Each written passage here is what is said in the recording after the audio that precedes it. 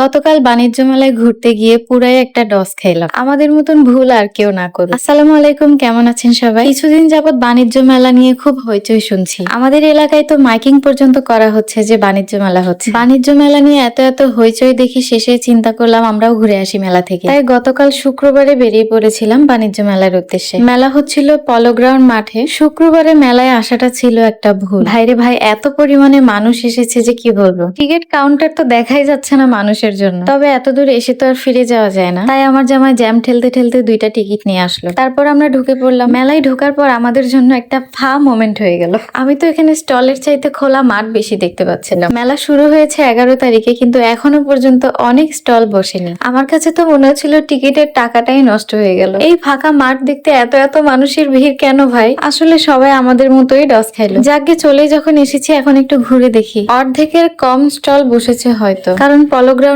মাঠে হওয়া অনেক মেলাতে আমি এর আগে এসেছি, পুরো মাঠ জুড়ে স্টল থাকে। কিন্তু এবার দেখছি অর্ধেকের বেশি স্টলই এখনো বসে। যেহেতু দোকানগুলো রেডি হয়নি, এখনই মেলাটা স্টার্ট করে দেওয়াটা উচিত হয়নি। অনেকে তো আরো 3-4 দিন আগেই মেলাতে চলে এসেছে। তারা কয়টা স্টল পেয়েছে আল্লাহই জানে। মেলাতে এবার কিডস জোন আলাদা করে দিয়েছে। বাচ্চাদের জন্য অনেক রকমের রাইড ছিল। আমি দেখলাম প্রত্যেকটা রাইডের জন্য 60 টাকা করে টিকিট ছিল, যেটা অনেক বেশি মনে হয়েছে। এই নাগরদোলনাগুলোতে 2টা কি একটা ঘুরান দিচ্ছে, আর রাইড শেষ, তার জন্য নাকি 60 টাকার টিকিট। ভাবা যায় এগুলা? কপাল ভালো যে আমার ব্যাটারি এখনো ছোট, তাই এগুলোতে উঠার জন্য বায়না করতে পারিনি। পুরো মেলা জুড়ে অনেকগুলো ক্রোকারিজ আইটেম ছিল, বাচ্চাদের খেলনার দোকান ছিল, ফুলের দোকান ছিল, আর কসমেটিক্স তো থাকেই। এই প্লেট বাটিগুলো আমার কাছে অনেক ভালো লেগেছে। দেখতে যেমন সুন্দর, এতে খাবার পরিবেশন করলেও দেখতে সুন্দর লাগবে। এছাড়া সাংসারিক অনেক জিনিসপত্র, চামচ, বাটি, ঘটি, বটি সবই আছে। মেলার ভিতরেও বাইরে অনেক ধরনের খাবারের দোকান বসেছে। আমরা ঘুরে ঘুরে সব স্টল গুলো দেখছিলাম। কসমেটিক্স এর দোকানগুলোতে আমি সব দেখছিলাম। এই ছোট ছোট হিজাবের পিন গুলো আমার কাছে ভালো লেগেছে। এই দোকানটাতে হ্যান্ডমেড কিছু জিনিসপত্র বিক্রি করছিল, ফুলদানি, শোপিস, সবকিছুই দেখতে সুন্দর। তার পাশে দেখলাম মেহেদির দোকান বসেছে। এখানে অর্গানিক হাতের মেহেদি, নখের মেহেদি, চুলের জন্য মেহেদি, এগুলো বিক্রি করছিল। এই দোকানটাতে অনেক সুন্দর সুন্দর আংটি বিক্রি করছিল। প্রাইস ছিল 100 থেকে 400 টাকার মধ্যে। আংটিগুলো অনেক সুন্দর ছিল। আমি আঙ্গুলে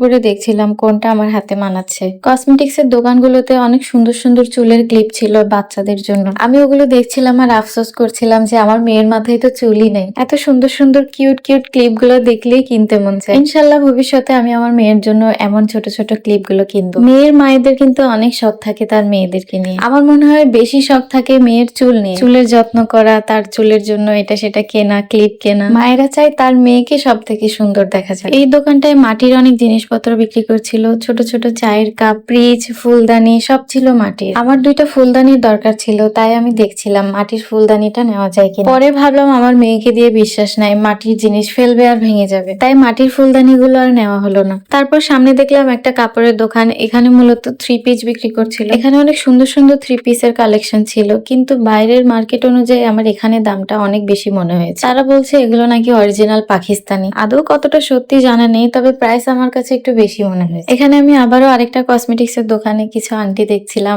আংটিগুলো আসলে আমার কাছে দেখতে অনেক সুন্দর লাগছিল। এই দোকান থেকেও আমি আংটি কিনে নিই। ভেবেছিলাম আরো দোকান দেখি, হয়তো আরো সুন্দর পাবো। এই দোকানে চয়েস করা থাক, মাত্রই তো এসেছি, আরো ঘুরে দেখি, এটা পরে কিনে নিব। তারপর এখানে আবার কোন ফাঁকে জানি কিডস জোনে চলে এসেছি। বাচ্চাদের জন্য অনেকগুলো রাইড দিয়ে রেখেছে। তারপর আবার ভিতরে চলে আসলাম। এখানে একটা শোপিসের দোকানে চলে এসেছি। এখানে অনেক ফুল বিক্রি করছিল। এগুলো প্লাস্টিকের ফুল এবং ঘর সাজানোর জন্য আরো অনেক জিনিস বিক্রি করছিল। এখানে আমি টপ খুঁজেছিলাম, কিন্তু শুধু টপ তারা বিক্রি করে না, তারা ফুল সহ বিক্রি করে। কিন্তু আমার শুধু টপ দরকার, ফুল আমার বাসায় অনেকগুলো পড়ে আছে। এখানে অনেক পাপোশ বিক্রি করছিল। আমি 2টা পাপোশ কিনেছিলাম। আর সামনে ঘরের নানান জিনিসপত্র বিক্রি করছিল। মেলামাইনের প্লেট, বাটি, অনেক কিছু ছিল। এখানে লেডিস কিছু প্যান্ট বিক্রি করছিল। আমি এখানে চুড়ি দেখছিলাম, চুড়িগুলো অনেক সুন্দর লাগছিল। রেগুলার ইউজের চুড়ি সহ কাচের চুড়ি, আরো অনেক রকমের চুড়ি ছিল। আমি কোথাও গেলে, কোনো মার্কেটে গেলে চুড়ির দিকে আমার একটু বেশি নজর পড়ে। কিনি আর না কিনি, আমি সব দোকান ঘুরে ঘুরে দেখছিলাম। এখানে ছিল কিছু খেলনা।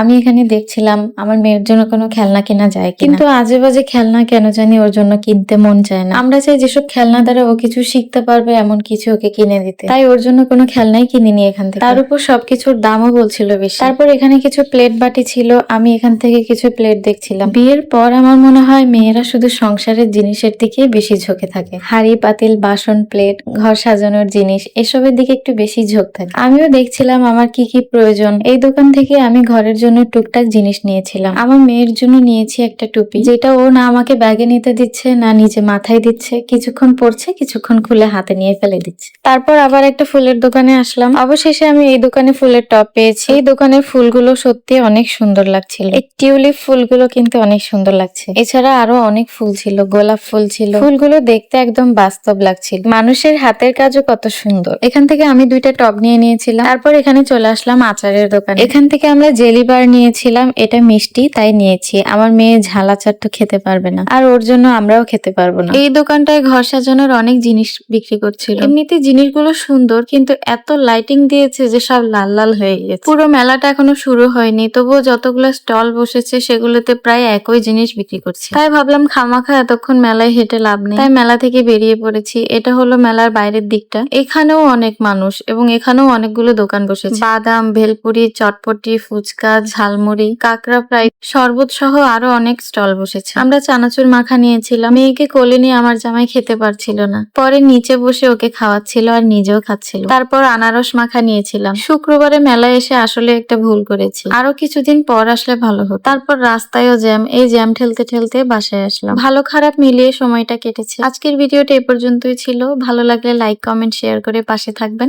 আমাদের জন্য দোয়া করবেন। আল্লাহ হাফেজ।